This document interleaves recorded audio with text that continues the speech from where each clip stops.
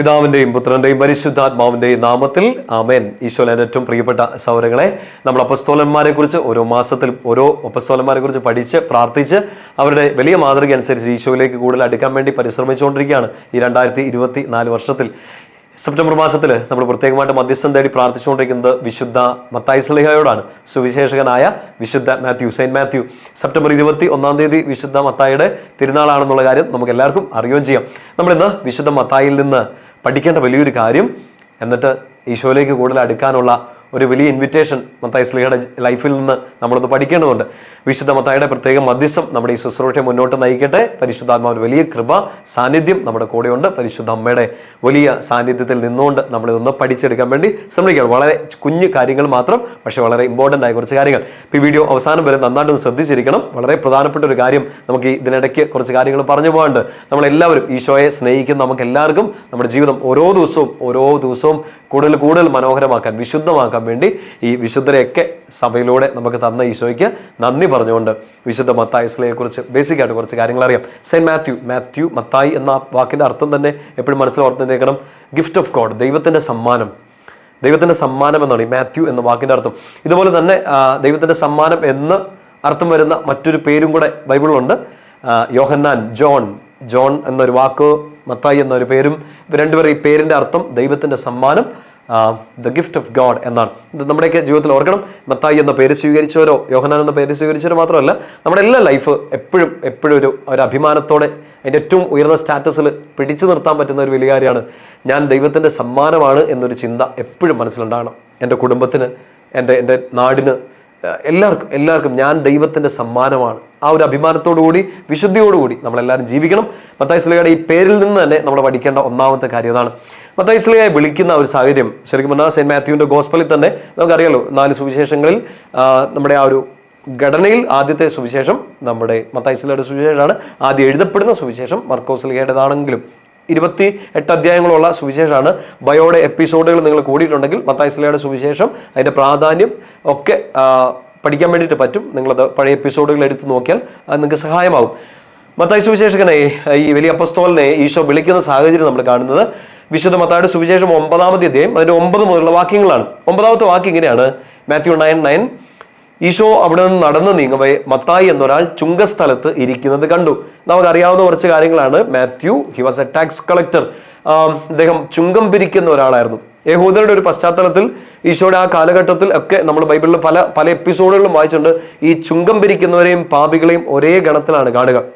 എനിക്ക് തോന്നുന്നു നമ്മുടെ ലൂക്കാസ് സുവിശേഷത്തിൽ മത്തായി സുവിശേഷത്തിൽ തന്നെ ഉണ്ട്. 10-ാമത്തെ അധ്യായത്തിന്റെ 9-ാമത്തെ അധ്യായത്തിന്റെ 10-ാം വാക്യത്തിൽ ഈശോ അവന്റെ ഭവനത്തിൽ ഭക്ഷണത്തിനിരുന്നപ്പോൾ അനേകം ചുങ്കക്കാരും പാപികളും വന്ന് അവനോടും ശിഷ്യന്മാരോടും കൂടെ ഭക്ഷണത്തിനിരുന്നു. 11-ാം വാക്യം, ഫരിസേയർ ഇത് കണ്ട് ശിഷ്യന്മാരോട് ചോദിച്ചു, നിങ്ങളുടെ ഗുരു ചുങ്കക്കാരോടും പാപികളോടും കൂടെ ഭക്ഷിക്കുന്നത് എന്ത്?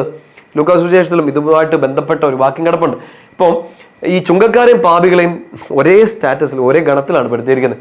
അപ്പോൾ ഈശോ വന്ന് ഈ ചുങ്കക്കാരനായ മത്തായിയെ വിളിക്കുകയാണ്. Calling the Sinner. ലോകത്തിന്റെ കണ്ണിൽ, യഹൂദരുടെ കണ്ണിൽ ഒരു പാപിയാണ്. ആ പാപിയാണ് ഈശോ വിളിക്കുന്നത്. എൻ്റെ പ്രിയപ്പെട്ട സഹോദരങ്ങളെ, ഈ ടാക്സ് കളക്ടറിനെ പിന്നീട് നമ്മൾ കാണുന്നുണ്ട്. സുവിശേഷത്തിലെ വലിയൊരു വിളിയാണ്. സക്കേവൂസിനെ വിളിക്കുന്നു. അദ്ദേഹവും ഇങ്ങനെ ചുങ്കക്കാരനായിരുന്നു. യഹൂദരുടെ കണക്കനുസരിച്ച് അയാൾ ഒരു പാപിയൊക്കെ ആയിരുന്നു. ഈശോ നമുക്ക് തന്നിരിക്കുന്ന വലിയൊരു ഓപ്പണിംഗ് ആണ്. അവൻ വിളിച്ചിരിക്കുന്നത് ഏറ്റവും ക്വാളിഫൈഡ് ആയ ആൾക്കാരെയല്ല, ഏറ്റവും വിശുദ്ധരായ ആൾക്കാരെയല്ല, വിളി സ്വീകരിക്കാൻ തയ്യാറുള്ള ആരെയും ഈശോ തൻ്റെ സ്നേഹവലയത്തിലേക്ക് വിളിക്കുകയാണ്, തൻ്റെ കൂടെ ആയിരിക്കാൻ. അത് പാപിയായാലും, എത്ര ദുഷ്ടനായാലും, എത്ര തല്ലിപ്പൊളിയാണേലും, എന്നെയും നിങ്ങളെയൊക്കെ ഈശോ ഈ വിളി തന്നിട്ടുണ്ട്. വിശുദ്ധ മത്തായിയുടെ സുവിശേഷ ജീവിതം നമ്മൾ പഠിക്കേണ്ട ആദ്യത്തെ കാര്യം ഇതാണ്. ഞാൻ എന്തായിരിക്കുന്നു എന്ന് നോക്കിയല്ല ഈശോ എന്നെ വിളിക്കുക. ഞാൻ എന്തായിരിക്കുന്നു എന്നുള്ളതല്ല ഈശോയുടെ കാര്യം. എന്നെക്കൊണ്ട് എന്തൊക്കെ ചെയ്യിപ്പിക്കാൻ പറ്റുമെന്നുള്ളതാണ് ഈശോയുടെ ക്രൈറ്റീരിയൻ, ഈശോയുടെ മാനദണ്ഡം. നീ എന്തായിരിക്കുന്നു എന്നുള്ളത് നോക്കിയല്ല ഈശോ നിന്നെ വിളിക്കുന്നത്. നിന്നെക്കൊണ്ട് എന്തൊക്കെ ചെയ്യിപ്പിക്കാൻ പറ്റും, നിന്നെ എവിടെയൊക്കെ എത്തിക്കാൻ പറ്റുമെന്ന് നോക്കിയിട്ടാണ് ഈശോ വിളി തരുന്നത്. So just be ready, just be open. ഈശോയുടെ വിളി സ്വീകരിക്കാൻ വേണ്ടി ഓപ്പൺ ആയിട്ടിരിക്കുക, സ്വീകരിക്കുക. ഈശോ വിളിക്കുമ്പോൾ ഈശോയ്ക്ക് വേണ്ടി ജീവിക്കാൻ വേണ്ടി ഈശോ വിളിക്കുമ്പോൾ നോ പറയരുത്, മടി കാണിക്കരുത്. എന്നെ കൊണ്ട് ഇത് പറ്റില്ല, എന്നെ കുറച്ചുകൂടെ നല്ല ആൾക്കാരെ വിളിക്കുക. നോ, വിളിച്ചത് ഈശോയാണ്. He qualifies. വിളിച്ചവരെ അവൻ ക്വാളിഫൈ ചെയ്തോളും. ഇപ്പം എനിക്ക് പഠിക്കാൻ പറ്റുന്നില്ല, എനിക്ക് പ്രാർത്ഥിക്കാൻ പറ്റുന്നില്ല, എനിക്ക് നന്നായിട്ട് പ്രസംഗിക്കാൻ പറ്റുന്നില്ല, ഞാൻ അത്ര വിശുദ്ധിയിലൊന്നും അല്ല. Do not worry. ഈശോ നിന്റെ ക്വാളിറ്റി അല്ല നോക്കുന്നത്, നിന്റെ നിന്ന് പുറത്തോട്ടെടുക്കാൻ പറ്റുന്ന, നിനക്ക് കൃപകൾ തന്ന് നിന്നെ എവിടം വരെ എത്തിക്കാൻ പറ്റുമെന്നാണ് ഈശോ നോക്കുന്നത്. പ്രിയപ്പെട്ട സഹോദരങ്ങളെ, വിശുദ്ധ മത്തായിയിൽ നിന്ന് നമ്മൾ പഠിക്കേണ്ട ആദ്യത്തെ കാര്യം ഇതാണ്. ഈശോ എന്നെ വിളിച്ചു. പാപിയായിരുന്ന, ചുങ്കക്കാരനായിരുന്ന മത്തായിയെ വിളിച്ചെങ്കിൽ എനിക്കും ആ വിളി കിട്ടിയിട്ടുണ്ടെന്ന് ഈശോയുടെ പ്രിയപ്പെട്ട മക്കളെല്ലാവരും, നമ്മൾ ഓരോരുത്തരും ചിന്തിക്കണം. എന്നെയും ഈശോ വിളിച്ചിട്ടുണ്ട് കൂടെ ആയിരിക്കാൻ വേണ്ടിയിട്ട്. വിശുദ്ധ മത്തായി വിളിക്കുമ്പോൾ അടുത്ത വാക്യം ഇങ്ങനെയാണ് കേട്ടോ. 9ാമത്തെ വാക്യം ശ്രദ്ധിച്ച് കേൾക്കണേ. മത്തായി എന്നൊരാൾ ചുങ്കസ്ഥലത്ത് ഇരിക്കുന്നത് കണ്ടു. ലൂക്കാ സുവിശേഷത്തിൽ മത്തായിക്ക് മറ്റൊരു പേര് നമ്മൾ കാണുന്നുണ്ട് കേട്ടോ, ലേവി എന്നൊരു പേര്. ലൂക്കാ സുവിശേഷം 5ാമത്തെ അദ്ദേഹത്തിന്റെ 27ാമത്തെ വാക്യത്തിലാണ് ലേവി, രണ്ടും ഒരാളാണ്. അപ്പൊ ഈ മത്തായി 9:9 തിരിച്ചു വരിക. മത്തായി എന്നൊരാൾ ചുങ്കസ്ഥലത്ത് ഇരിക്കുന്നത് കണ്ടു. ഈശോ അവനോട് പറഞ്ഞു, എന്നെ അനുഗമിക്കുക, ഫോളോ മീ. അല്ലെ, നമ്മൾ ഈ അപ്പസ്തോലന്മാരെ കുറിച്ച് പഠിച്ചപ്പോൾ ഒക്കെ ഈ ഒരു വാക്ക്, ഈ ഒരു സ്റ്റേറ്റ്മെന്റ്, ഈ ഒരു ഇൻവിറ്റേഷൻ കോൾ എപ്പോഴും കാണുന്നു. കമാൻഡ് സീ, ഫോളോ മീ, എന്നെ അനുഗമിക്കുക, വന്ന് കാണുക എന്നുള്ളതൊക്കെ നമ്മളിങ്ങനെ കേട്ടുകൊണ്ടിരിക്കുകയാണ് ഈശോയുടെ ഈ അപ്പസ്തോലിക അന്തരീക്ഷത്തിൽ നിന്നുകൊണ്ട്. ഈശോ അവനോട് പറഞ്ഞു, എന്നെ അനുഗമിക്കുക. അവൻ എഴുന്നേറ്റ് ഈശോയെ അനുഗമിച്ചു. സീ, വേറെ ചർച്ചകളൊന്നുമില്ല, വേറെ ചിന്തകളൊന്നുമില്ല. വിളിച്ചയാളുടെ വിളി അത്ര പവർഫുൾ ആയതുകൊണ്ട്, അത്ര ലവിങ് ആയതുകൊണ്ട്, അത്ര പ്രൊവോക്കിംഗ് ആയതുകൊണ്ട്, എന്ന് വെച്ചാൽ ചങ്കുകുത്തി തുറക്കുന്ന ഒരു വിളി ആയതുകൊണ്ട് അവിടെ ആലോചിച്ച് നിൽക്കാൻ സമയമില്ല. അവിടെ പഴയതിനെ കുറിച്ചോ പുതിയതിനെ കുറിച്ചോ വരാനിരിക്കുന്നതിനെ കുറിച്ചോ ഒന്നും ആലോചിച്ചുകൊണ്ട് നിന്നിട്ട് ഒരു കാര്യമില്ല. Accept the call. ആ വിളിക്ക് പ്രത്യുത്തരം കൊടുക്കുക. അനുഗമിച്ചു, എല്ലാം ഉപേക്ഷിച്ച് അവനെ അനുഗമിച്ചു. പ്രിയപ്പെട്ട സഹോദരങ്ങൾ, ഇംഗ്ലീഷ് ബൈബിൾ നിങ്ങളുടെ കയ്യിലുണ്ടെങ്കിൽ എടുത്ത് വായിക്കണം.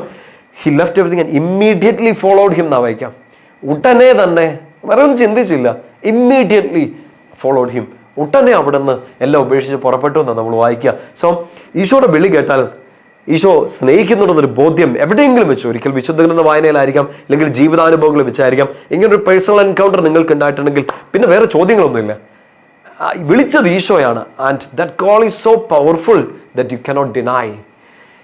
തിരിച്ച് പറയാൻ പറ്റാത്ത രീതിയിൽ, എതിർക്കാൻ പറ്റാത്ത രീതിയിൽ അത്ര ഡീപ്പ് കോളാണ് ഈശോ നമുക്കെല്ലാം തന്നിരിക്കുക. ഇത് നമ്മളെല്ലാം കേട്ടിട്ടുണ്ടെന്ന്, ഇത് നമ്മളെല്ലാം കേട്ടിട്ടുണ്ട്.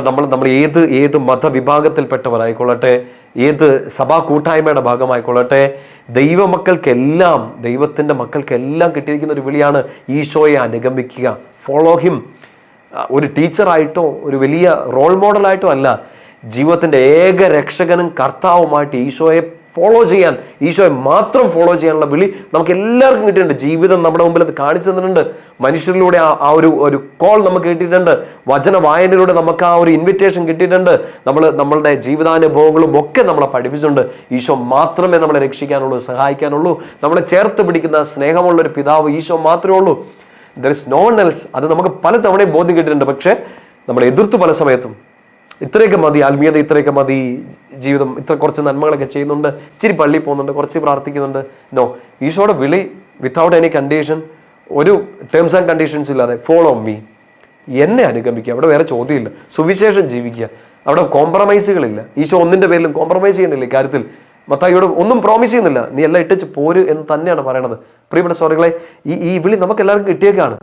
Immediately he followed him. ഒട്ടനെ തന്നെ അനുഗമിച്ചു നമ്മൾ വായിക്കുക. സോ മത്തായി സുവിശേഷകനിൽ നിന്ന്, ഈ വലിയ വിശുദ്ധനിൽ നിന്ന്, അപ്പസ്തോലിൽ നിന്ന് നമ്മൾ പഠിക്കേണ്ട ആദ്യത്തെ കാര്യമാണ് ഈശോയെ പെട്ടെന്ന് ഫോളോ ചെയ്യാൻ. എത്ര തവണ അവസരങ്ങൾ ഈശോ നമുക്ക് തന്നു. പക്ഷെ നമ്മളിങ്ങനെ മടി പിടിച്ചിരിക്കാൻ. ഒരു റിട്ടയർമെൻറ്റ് സ്പിരിച്വാലിറ്റിയെ കുറിച്ച് കേട്ടിട്ടുണ്ടല്ലോ. അതായത് കുറേ കാലം ഇങ്ങനെ അടിച്ചു പൊളിച്ച് ലോകത്തിൻ്റെ ഒക്കെ രീതിയിൽ അങ്ങ് ജീവിക്കാം, റിട്ടയർ ആയി കഴിയുമ്പോഴത്തേനും ഒരു ആത്മീയതയിലേക്ക് വരാം എന്നൊക്കെ ചിന്തിക്കുന്നുണ്ടല്ലോ. അത് നമ്മൾ എപ്പോഴും കാണുന്നതാണ്.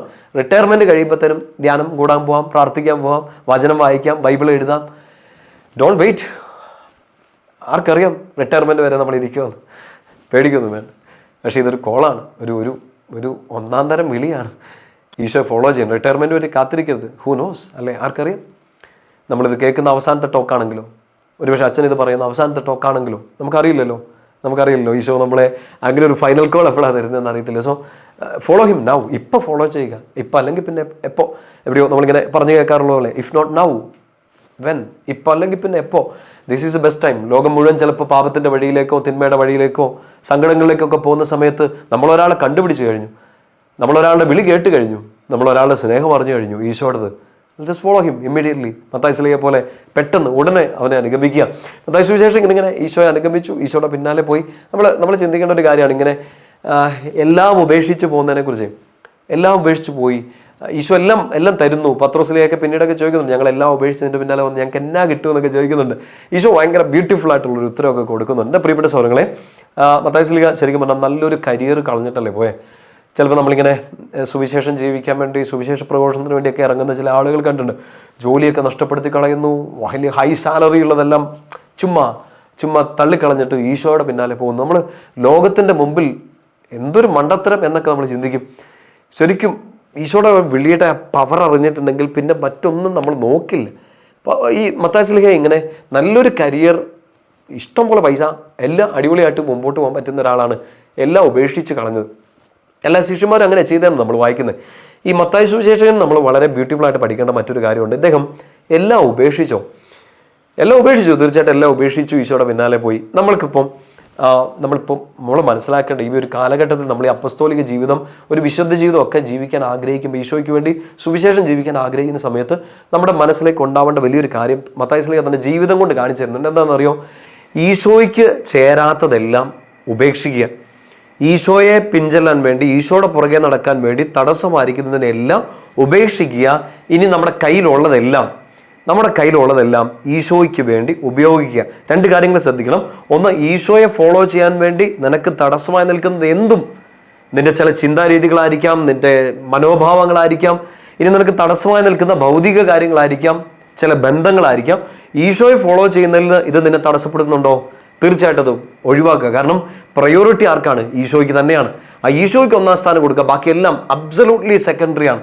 എല്ലാം സെക്കൻഡറിയാണ്. അപ്പം ഈശോയെ ഫോളോ ചെയ്യാൻ വേണ്ടി തടസ്സമായി നിൽക്കുന്ന എല്ലാം ഉപേക്ഷിക്കണം. രണ്ട്, ഇപ്പം നിന്റെ കയ്യിലുള്ളതുണ്ടല്ലോ, ഇപ്പം നിന്റെ കയ്യിലുള്ള എന്തും, നിന്റെ കഴിവാകട്ടെ, നിന്റെ സമയമാകട്ടെ, നിനക്ക് കിട്ടിയിരിക്കുന്ന എല്ലാ കൃപാവരങ്ങളും, നിന്റെ ഭൗതികമായ കാര്യങ്ങൾ, ആത്മീയമായ കാര്യങ്ങൾ എല്ലാം ഈശോയ്ക്ക് വേണ്ടി ഉപയോഗിക്കുക. നമുക്കിതെങ്ങനെയാണ് നല്ല രീതിയിൽ മനസ്സിലാക്കണമെങ്കിൽ മത്തായി ശ്ലീഹയുടെ ഈ ജീവിതം തന്നെ നോക്കിയാൽ മതി. അദ്ദേഹം എല്ലാം ഉപേക്ഷിച്ച് ഈശോയുടെ പിന്നാലെ പോയി എന്നാ പറയണേ. എന്തൊക്കെ ഉപേക്ഷിച്ച് കാണും? ആ പണസഞ്ചി അവിടെ ഉപേക്ഷിച്ച് കാണും, കണക്കെഴുതുന്ന പുസ്തകം അവിടെ ഉപേക്ഷിച്ച് കാണും, ചിലപ്പോൾ ആ പേന, ആ ഒരു എഴുത്ത് ഉപകരണങ്ങൾ എല്ലാം അവിടെ ഉപേക്ഷിച്ച് കാണും, അയാൾ ഇരുന്ന ആ സ്ഥലം ഉപേക്ഷിച്ച് കാണും, ബന്ധുജനങ്ങളെല്ലാം ഉപേക്ഷിച്ച് കാണും. ഈശോയെ ഫോളോ ചെയ്യാൻ വേണ്ടി തടസ്സമായി നിൽക്കുന്നതെന്ന് തോന്നിയത് എല്ലാം ഉപേക്ഷിച്ചു. എന്നാൽ ഉള്ള ഒരു കാര്യം ഉപേക്ഷിച്ചില്ല. എന്താണെന്നറിയോ? അത് എഴുതാനൊരു കപ്പാസിറ്റി മത്തായി സുവിശേഷകനുണ്ട്. അതും എല്ലാം ക്രമമായിട്ട് ഓർഡർ ചെയ്ത് എഴുതാൻ ഒരു വലിയ കഴിവ് ഇയാൾക്കുണ്ട്. ഇദ്ദേഹം ഒരു ചുരുക്കക്കാരനായിരുന്നല്ലോ. ആരുടെയൊക്കെ കണക്കുകൾ സൂക്ഷിക്കേണ്ട ആൾക്കാണ്. ആരൊക്കെ എത്ര തന്നു, ഇനി എത്ര തരാനുണ്ട്, ഇവരെത്ര തരണം, ഇതൊക്കെ നിശ്ചയിക്കാനും അത് കൃത്യമായിട്ട് നോട്ട് ചെയ്ത് വെക്കാനും ഒക്കെ ഒരു കഴിവ്, ഒരു ടാലന്റ് കിട്ടിയിട്ടുള്ള ആളാണ് മാത്യു ലേവി. അദ്ദേഹം ഉപേക്ഷിച്ച് കളയാതിരുന്ന ആ ഒരൊറ്റ കാര്യമുണ്ട്. എന്താണെന്നറിയോ? ഇത്രയും കാലം ഈ കഴിവ് വെച്ച് ഒരുപാട് പേരുടെ കണ്ണുനീരുകൾക്ക് അയാൾ കാരണമായെങ്കിൽ അതേ കഴിവ് വെച്ച് എഴുതാൻ, എല്ലാം കൃത്യമായി ക്രോഡീകരിച്ച് ക്രമമായിട്ട് എഴുതാനുള്ള തൻ്റെ ആ കപ്പാസിറ്റി, ആ കഴിവ് അയാൾ ഇനി ഈശോയ്ക്ക് വേണ്ടി, സുവിശേഷത്തിന് വേണ്ടി ഉപയോഗിക്കാൻ പോകണം. അതുകൊണ്ടാണ് മത്തായി സുവിശേഷം ആരംഭിക്കുമ്പോൾ വളരെ ബ്യൂട്ടിഫുൾ ആയിട്ട് നമ്മൾ ഈ വംശാവലി കാണുന്നത്. ആ വംശാവലിയോടുകൂടിയാണ് ഈ മത്തായി സുവിശേഷകന്റെ ഈശോയുടെ ഒരു രേഖപ്പെടുത്തൽ ആരംഭിക്കുക. അബ്രഹാമിന്റെ പുത്രൻ, ദാവീദിന്റെ പുത്രൻ, ഈശോ മിശിഹായുടെ വംശാവലി. ഇയാളുടെ മകനായിരുന്നു, ഇയാളുടെ മകനായിരുന്നു. 14 എല്ലാം ഭയങ്കര കണക്കനുസരിച്ച്. ഇനി 28 അധ്യായങ്ങൾ നിങ്ങൾ പലതവണ വായിക്കും. വളരെ കൃത്യമായിട്ട് കണിശതയോടുകൂടി ചില കണക്കുകളൊക്കെ സൂചിപ്പിക്കുന്നുണ്ട്. എല്ലാം കൃത്യമായിട്ട് ഓർഡർ ചെയ്ത് വെക്കുന്നുണ്ട്. 5 വലിയ പ്രസംഗങ്ങൾ ഈശോയുടെ മത്തായി സുവിശേഷം ഇങ്ങനെ കൃത്യമായിട്ട് രേഖപ്പെടുത്തി വെച്ചിട്ടുണ്ട്. ഈ അധ്യായങ്ങളിൽ ഈ സംഭവങ്ങൾ എല്ലാം ഇങ്ങനെ കയറി ഇറങ്ങി ഇതിനെക്കുറിച്ച് കൃത്യമായിട്ട് കൂടുതൽ അറിയാൻ വേണ്ടി നമ്മുടെ ബയോയുടെ എപ്പിസോഡ് ഒന്നുകൂടെ സമയമുണ്ടെങ്കിൽ തീർച്ചയായിട്ടും ഒന്ന് കാണുന്നത് നല്ലതായിരിക്കും കേട്ടോ. അതിൻ്റെ നോട്ടുകളൊക്കെ ഒന്ന് എടുത്ത് പരിശോധിക്കുന്നത് നല്ലതാണ്. എത്ര ബ്യൂട്ടിഫുൾ ആയിട്ടാണ് മത്തായി സുവിശേഷകൻ ഈശോയെ അവതരിപ്പിക്കുന്നതെന്ന്. മത്തായി സുവിശേഷം ആരംഭിക്കുമ്പോൾ പറയുന്ന ഒരു വലിയ കാര്യമുണ്ട്. മത്തായി 1, 21, 23 വാക്യങ്ങളിലൊക്കെ എന്നും നമ്മുടെ കൂടെ ഉണ്ടാകും, ദൈവം നമ്മുടെ കൂടെ എന്നറിയപ്പെടുന്ന ഇമ്മാനുവൽ എന്നവൻ വിളിക്കപ്പെടും. പുസ്തകത്തിന്റെ ഏറ്റവും അവസാനം മത്തായി 28:20 യുഗാന്ത്യം വരെ എന്നും ഞാൻ നിങ്ങളുടെ കൂടെ ഉണ്ടായിരിക്കും. എന്ന് വെച്ചാൽ ഈശോ ആരാണ്? നമ്മുടെ കൂടെ നിൽക്കുന്ന ദൈവമാണ്. ആ ദൈവത്തെ ഒരു ബോക്സായിട്ട് ഈ സുവിശേഷത്തെ എടുത്താൽ ആ ബോക്സിന്റെ ഒരറ്റത്ത് ദൈവം നമ്മോട് കൂടെ ഇമ്മാനുവൽ, ആ ബോക്സിന്റെ മറ്റേ അറ്റത്ത് യുഗാന്ത്യം വരെ എന്നും നമ്മുടെ കൂടെ കാണും ഈ ദൈവം ഈശോ. ഇതിന്റെ രണ്ടിന്റെ ഇടയ്ക്കാണ് ഈ സുവിശേഷങ്ങളൊക്കെ വച്ചേക്കുന്നത്. അതിന്റെ ഏകദേശം ഒരു നടുക്ക് ഭാഗമൊക്കെ ആയി വരുമ്പോഴത്തേനും ഈശോ പറയുന്നുണ്ട്, 2 or 3 പേർ എൻ്റെ നാമത്തിൽ ഒരുമിച്ച് കൂടുമ്പോൾ അവരുടെ കൂടെ, അവരുടെ മധ്യം ഞാൻ ഉണ്ടായിരിക്കും. എന്നുവെച്ചാൽ ഈ കൂടെ ഉണ്ടാകുന്ന ഈ ദൈവത്തെ വളരെ ബ്യൂട്ടിഫുൾ ആയിട്ട്, വളരെ ആത്മീയമായിട്ട് മത്തായി സുവിശേഷം അവതരിപ്പിച്ചത് എങ്ങനെയാണ്? തനിക്ക് കിട്ടിയ കഴിവ്, തനിക്ക് കിട്ടിയ ആ ഒരു കപ്പാസിറ്റി, ടാലന്റ്, എഴുതാനുള്ള എല്ലാം ക്രമമായിട്ട് സൂക്ഷിക്കാനുള്ള ആ കഴിവ് ഈശോയുടെ സുവിശേഷം രചിക്കാൻ വേണ്ടിയിട്ട്, ഈശോയെ പറഞ്ഞു കൊടുക്കാൻ വേണ്ടി ഇദ്ദേഹം ഉപയോഗിക്കാം. പ്രിയപ്പെട്ട സഹോദരങ്ങളെ, കർത്താവിൻ്റെ വിളി കേട്ടിട്ടുണ്ട് നമ്മൾ, അല്ലേ? എല്ലാ അപ്പോസ്തലന്മാരെ പോലെയും നമ്മൾ ഈശോയുടെ വിളി കേട്ടു, വിളിക്കപ്പെട്ടു, അയക്കപ്പെട്ടു, ഈശോയുടെ കൂടെ ഇരിക്കുന്നു, ഈശോയെ നമ്മൾ കാണുന്നു, എക്സ്പീരിയൻസ് ചെയ്യുന്ന, എൻകൗണ്ടർ ചെയ്യണം. എല്ലാം അവന് വേണ്ടി ഉപയോഗിക്കുക. ഈശോയ്ക്ക് ചേരാത്തത്, ഈശോയുടെ ഒരു ഫോളോവറിന് ചേരാത്തത്, ഈശോയുടെ മക്കൾക്ക് ചേരാത്തതെല്ലാം ഉപേക്ഷിച്ച് പെട്ടെന്ന് തന്നെ അവൻ്റെ പിന്നാലെ പോവുക. വിളിക്കുന്നത് ഈശോയാണ്. എന്നിട്ട് ഇനിയുള്ളതെല്ലാം സമയവും കഴിവും എല്ലാം ഈശോയ്ക്ക് വേണ്ടി ഉപയോഗിക്കുക. അതിൻ്റെ ഒരു വലിയ സഹായമായിട്ട് മത്തായി ശ്ലീഹയുടെ പ്രത്യേക പ്രാർത്ഥന നമ്മുടെ കൂടെ ഉണ്ടായിരിക്കട്ടെ. അടുത്ത മാസം നമ്മൾ മറ്റൊരു അപ്പോസ്തലനെ കുറിച്ച് കൂടുതലായിട്ട് പഠിച്ച് ഒക്ടോബർ മാസത്തിൽ പഠിച്ച് പ്രാർത്ഥിച്ച് നമ്മൾ മുമ്പോട്ട് പോകും. ഒക്ടോബർ മാസത്തിലെ പ്രത്യേക ഒരു കാര്യം നിങ്ങൾ മനസ്സിൽ വെച്ചേക്കണം. ജപമാല മാസമാണ്. പരിശുദ്ധ അമ്മയോട് പ്രത്യേകമായ ഒരു വണക്കം നമ്മൾ കാണിക്കേണ്ട ഒരു മാസമാണ്. നമ്മൾ ആയിരിക്കുന്ന പാമ്പാടി ഗുഡ് ന്യൂസ് ധ്യാന കേന്ദ്രത്തിൽ ഒക്ടോബർ 1 തീയതി മുതൽ 31 തീയതി വരെ കണ്ടിന്യൂസ് ആയിട്ട് ജപമാല പ്രാർത്ഥന നടക്കുകയാണ്. അപ്പം നിങ്ങൾക്ക് ഇവിടെ വന്ന് പങ്കുചേരാൻ ആഗ്രഹമുള്ളവർക്ക് ഒരു ദിവസമോ 1 മണിക്കൂറോ രാത്രിയോ പകലോ ഇനി കുറച്ച് ദിവസങ്ങളോ നിന്ന് പ്രാർത്ഥിച്ച് കണ്ടിന്യൂസ് ആയിട്ട് ജപമാല ചൊല്ലി പ്രാർത്ഥിക്കണമെങ്കിൽ നിങ്ങളുടെ പ്രാർത്ഥനകളെല്ലാം നിയോഗങ്ങളെല്ലാം സമർപ്പിച്ച് ഇവിടെ വന്ന് പ്രാർത്ഥിക്കാം. ഒപ്പം തന്നെ വലിയ കൃപയുടെ ദിവസങ്ങളിലേക്ക് നമ്മൾ കടക്കുകയാണ്. പരിശുദ്ധമ്മയുടെ പ്രത്യേക മധ്യസ്ഥം നമ്മുടെ കൂടെ ഉണ്ടായിരിക്കട്ടെ. അപ്പസ്തോലന്മാരെ ഒരുക്കിയ പന്തോക്കോസ്തായ്ക്ക് വേണ്ടി പ്രത്യേകമായിട്ട് പ്രാർത്ഥിച്ച് സാന്നിധ്യം കൊണ്ട് ശക്തിപ്പെടുത്തിയ പരിശുദ്ധ അമ്മയുടെ വലിയ പ്രാർത്ഥനയും മധ്യസ്ഥം നമ്മുടെ കൂടെ ഉണ്ടായിരിക്കട്ടെ. ഈശോയുടെ സാന്നിധ്യം നിങ്ങളെ ശക്തിപ്പെടുത്തട്ടെ. എല്ലാം ഉപേക്ഷിച്ച് ഉള്ളതെല്ലാം അവന് വേണ്ടി ഉപയോഗിച്ച് വിശുദ്ധമായൊരു ജീവിതം, ഒരു ദൗത്യത്തിൻ്റെ ജീവിതം, വിശുദ്ധമായ ജീവിതമായിട്ട് മുമ്പോട്ട് പോവുക. കർത്താവ് നമ്മളെല്ലാവരെയും സഹായിക്കട്ടെ. പിതാവിൻ്റെയും പുത്രൻ്റെയും പരിശുദ്ധാത്മാവിൻ്റെയും നാമത്തിൽ ആമേൻ.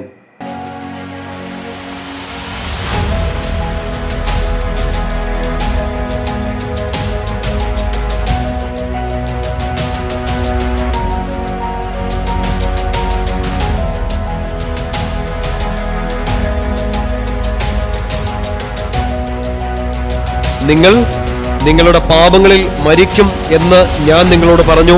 എന്തെന്നാൽ ഞാൻ തന്നെ എന്ന് നിങ്ങൾ മരിക്കും. ഇന്നത്തെ ഒരു ഫ്രേസ് നിങ്ങൾ ശ്രദ്ധിക്കണം. ഞാൻ തന്നെ. പഴയ നിയമത്തിൽ മോശയോട് പറഞ്ഞ ആ വാക്ക്, ആ ദൈവം ഈശോ ഇന്ന് നമ്മൾ ഈ വിശുദ്ധ കുർബാനയിൽ, നമ്മൾ ആരാധനയിൽ നമ്മൾ അവന്റെ വചനമാണ് കേട്ടുകൊണ്ടിരിക്കുന്നത്. ഞാൻ തന്നെ. ആ ദൈവം ഈശോ നിന്റെ കൂടെ ഉണ്ടെന്ന് നീ തിരിച്ചറിഞ്ഞില്ലെങ്കിൽ നീ മരിക്കും. പാപങ്ങളിൽ മാത്രമല്ല, നിങ്ങളുടെ സങ്കടങ്ങളിൽ, നിങ്ങളുടെ പരാജയങ്ങളിൽ, നിങ്ങളുടെ കഴിഞ്ഞ കാലങ്ങളിൽ നിങ്ങൾ മരിക്കും.